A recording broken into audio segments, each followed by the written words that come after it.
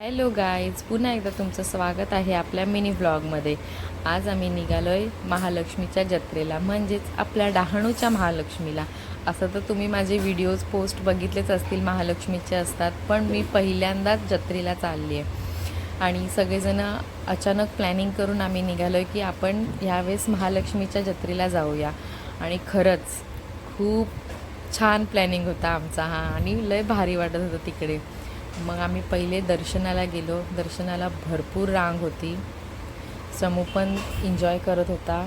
आणि मग रांगेत उभे राहिलो, दर्शन घेतलं. गाभाऱ्यात काय हे अलाउड नव्हतं, कॅमेरा अलाउड नव्हता, म्हणून बाहेरूनच शक्य तेवढं झूम केलं.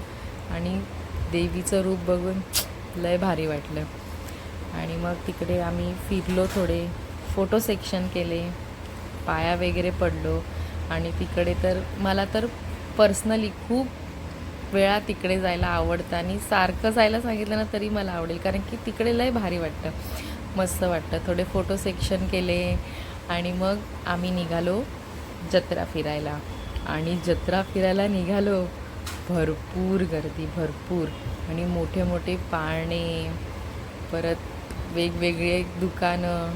खूप छान होतं तिकडे, खूप छान. पण एवढंच की गर्दी खूप होती.